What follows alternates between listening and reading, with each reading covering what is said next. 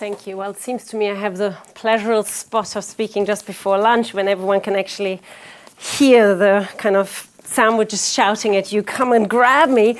So it's kind of interesting that Paul mentioned the questions at the beginning again, because of course they had totally eloped my mind, but it then seemed to me a very organic development why I'm here, or maybe also justification why I was asked to talk about this. And of course, this whole idea of listening with machines, and if we still want to, I don't know, if we think of this as a machine, I am talking mostly about developing a mobile phone app called Live Shout. If you have not an Android, but one of those fancy, expensive devices, you can download it. Maybe while I talk, you want to try it. But it's underpinning some of this concept about distributed listening, and which in other places I've called network or network listening, also haptic orality. Also quite telling, because two of the editors of one of the contemporary music journals are sitting here. Sally Jane and John Bowers edited 3-4 years ago contemporary music review journal where I published something on network listening. That's right, Ben. But I guess also my practice as an improviser and having worked in network scenarios quite a bit probably kind of led to all of this.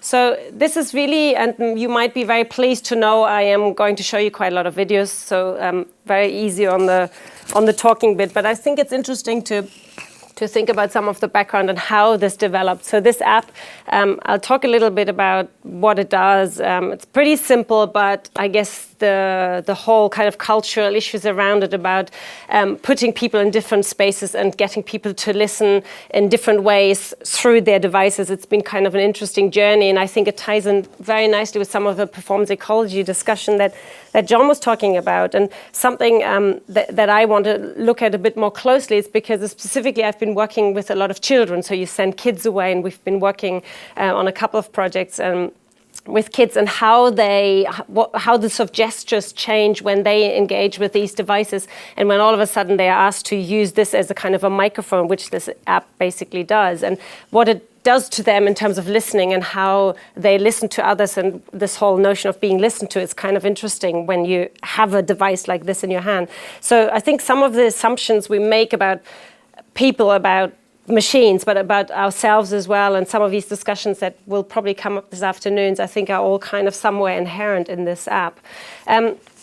So maybe I should say, and some of you who have been here at SARC and who know SARC, this goes back quite some time. We had a nice EU funding which finished in 2010 called Comedia. We're part of a big network led by IRCAM, and we were doing a lot of network performances. I was an AHRC fellow at the time. I had the pleasure of working literally 3 years in the network, i.e. I felt like I was living in this virtual space.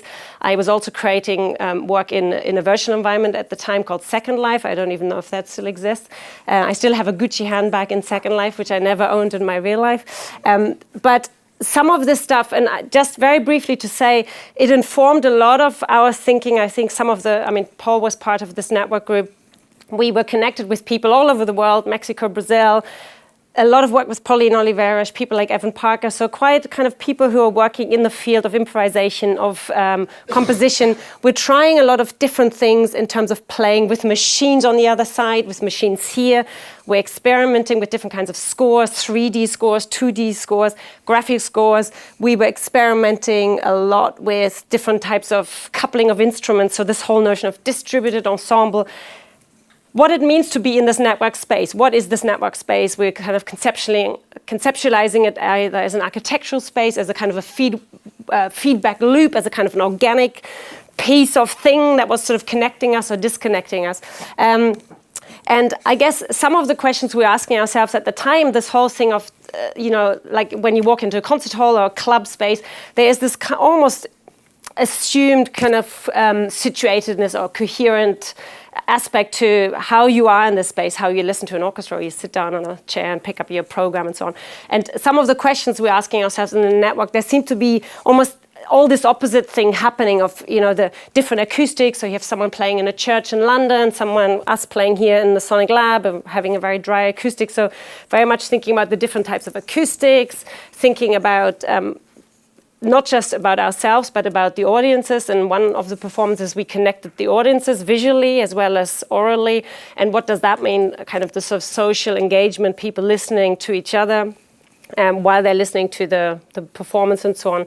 And what we also found, of course, the musically unknown was always this big thing. You know, it took weeks and sometimes months to set up. It's a very complex, highly person-heavy endeavor, and most of the time we're probably a group of sort of 10 people setting up one performance, and the musical stuff at the end was always seemed to be sort of left to the last minute. What is it we're actually playing, and how are we going to do it? And well, let's just improvise. But when we improvise, what is the languages that we all can speak and so on. So a lot of work has sort of gone into this, but I guess one of the main thing I took from this, and this is the sort of thing I sold to the funding bodies, and those of you who've been in the fortunate position of writing funding applications, this is an AHRC impact funding, they wanted to know how all this university supported network performance, how could that be transferred into kind of a community context, or how that could be translated into a context away from the infrastructure that you might find in a university.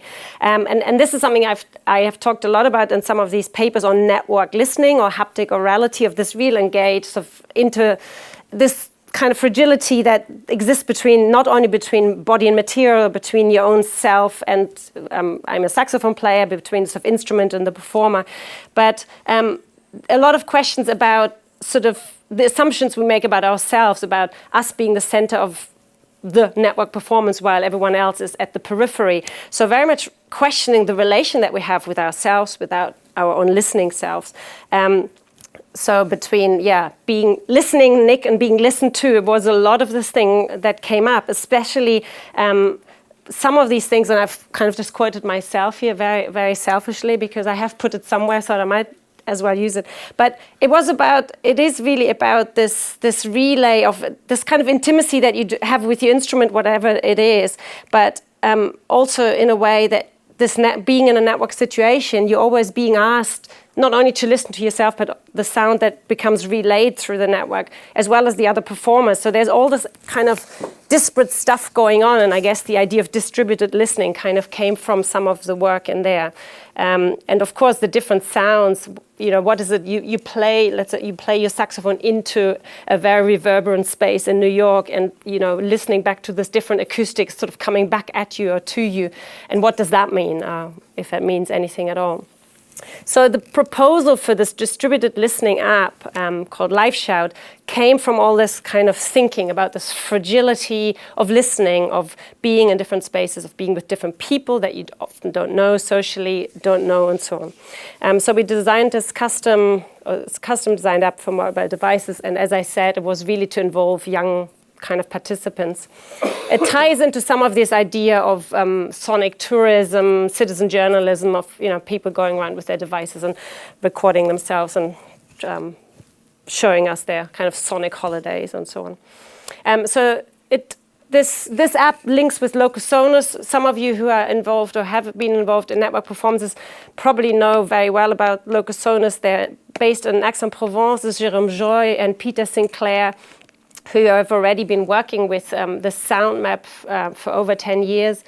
For the sake of time, this takes a little while to load, but just to say, this is the sound map, and once you have your device on, this is an open microphone kind of array. You basically, in your own time, go and have a listen. You can zoom into the sound map and click on these different microphones. Here's someone in Suffolk, and you read about the environment that they're streaming. So there's a lot of people streaming all the time. I was trying to stream our conversation, but it keeps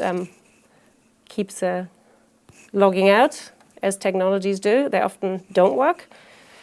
So this is the interface, designed beautifully by Mathilde. Is Mathilde here? No, she is not here. So it has a map. You can see yourself on the map, which is actually quite nice, seeing yourself. And in fact, in the Lyric Theatre a couple of weeks ago, I was actually proposing a more playful engagement with this. I wanted all of you to go away and play, because I've developed a lot of games with these kids. It's a kind of a hide and seek or a sound and seek game where we're seeking each other out by listening. And kind of interesting, not listening with our own ears, but with listening with our extended ears. ears through this, which becomes an interesting thing of what is it all of a sudden that you hear here that you don't hear here. And of course, the way the sort of gestural engagement with our tools change in the process. So I'll urge you to have a play with this. We did a very early project last year at the Sound Festival, and I play you a little global We got all the kids to walk around what I call the sonic staircase, which is the SARC staircase here in the foyer. Very reverberant space, beautiful space. And these kids were asked to kind of go around and hum or So we explained to them basically how it works and so on, and then send them around doing this.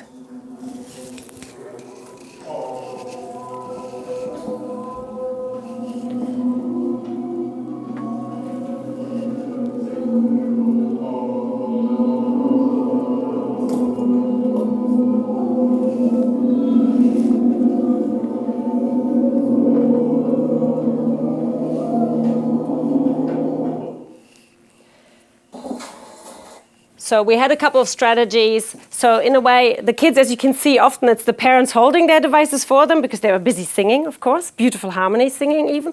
And then they came back into the sonic space. We had captured all the sound streams for them because, of course, being in one space at one time, you never get an overall idea of what it sounds anywhere else. So I think that is another interesting aspect of this whole thing of memorizing. What is it you remember from some of the engagement with your device? We did a couple of other games, but most of all, this app has been used by 2 theater practitioners, and I want to talk a little bit about this project. We did a nice thing that some of us at SARC were, in April, we were in the Azores at this beautiful conference called Invisible Places, and we were visiting some craft makers, a shoemaker, an old printmaker, and again, getting kids to think about when they capture sounds, how they capture them and what that kind of means to transform these craft makers into an overall sort of sound piece. So that was quite a nice workshop there, which we called also distributed listening there. But I want to talk and show you maybe a 5-minute video. Do I have time? 5 minutes? Yeah. So this AHRC project involved the Lyric Theatre in Belfast and was led by a performance artist called Amanda Coogan and a mental health charity in 42nd Street that works with people under stress.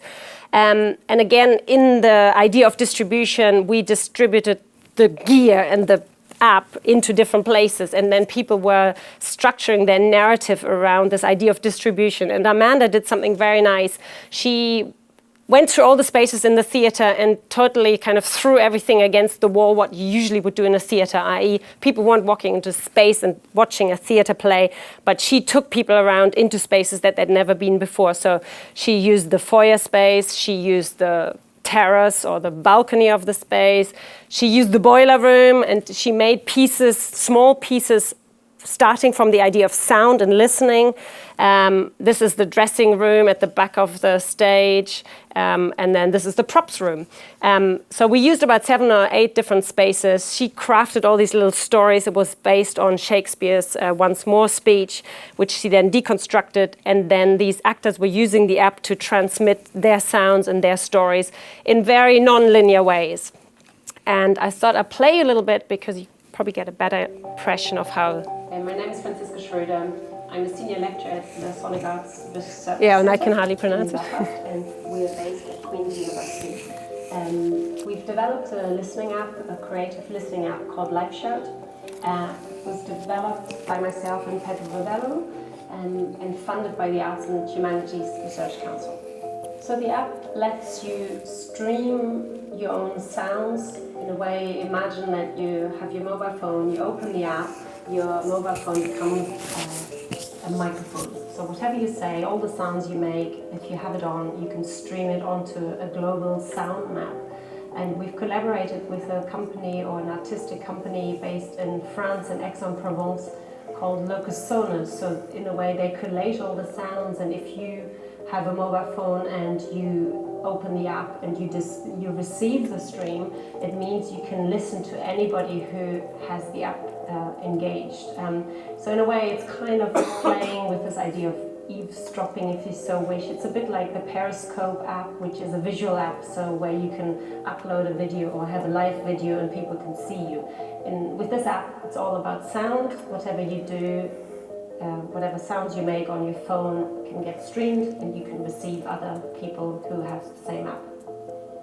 When we developed this app, one of the main ideas about this was to bring it into a community setting. We wanted to try whatever we develop in terms of research at the Sonic Arts Research Center.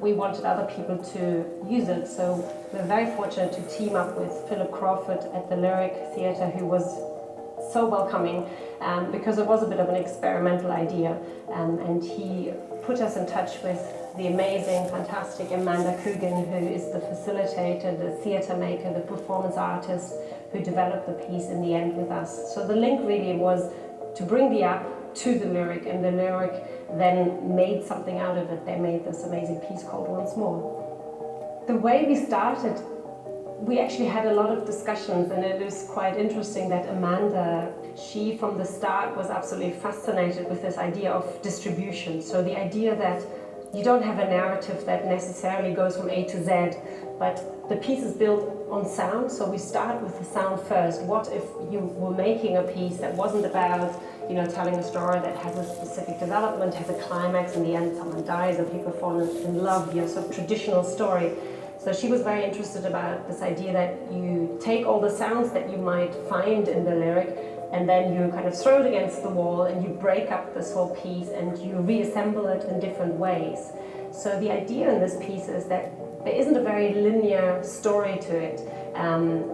When you're in the audience, you go from space to space, you experience the piece in your own very personal way, depending on where you are, depending on what you listen, depending on whether you're using your app. You can listen to someone else, you can stream your own sounds. So it becomes a very, very personal way of experiencing a piece, which was, I think, quite new for the Lyric to try, and for us it was interesting to put the sound first, so start with sounds rather than with the story. Okay, so I think that hopefully gives you a bit of an idea about the concept, and I think again that ties into a lot of the work that came out of network performance. This idea of you're only in one space at one place, and you only listen in one way in one particular place. There is documentation for the second piece online, which I will not show you, but just it was a very different piece. So we sent the ideas about distribution on the app to this place called 42nd Street in Manchester. They made a piece about young carers. Children 10 to 13 who look mostly after their parents or younger or older siblings, for example, and they crafted a piece with this app, again starting with the app, about this idea of distribution, and they came up with something very different. They made a kind of a robot, a caring robot of the 21st century, and the audience had to decide while being listened to in a kind of eavesdropping way. The audience had to decide how human this robot would be, how empathetic, how much charm this robot would have when this robot would be caring for someone like John in the wheelchair there. So there is a whole documentation there, which I'll not show you, but just to say, if you're interested, we are keeping all these materials on a site called School of, this was our old site, Soka sites, Distributed Listening. It's called Live Shout, and the project is called Distributed Listening, Socially Engaged Art. So with this, maybe this is time for distributing some sandwiches. Yeah, okay. Thank you. Thank you.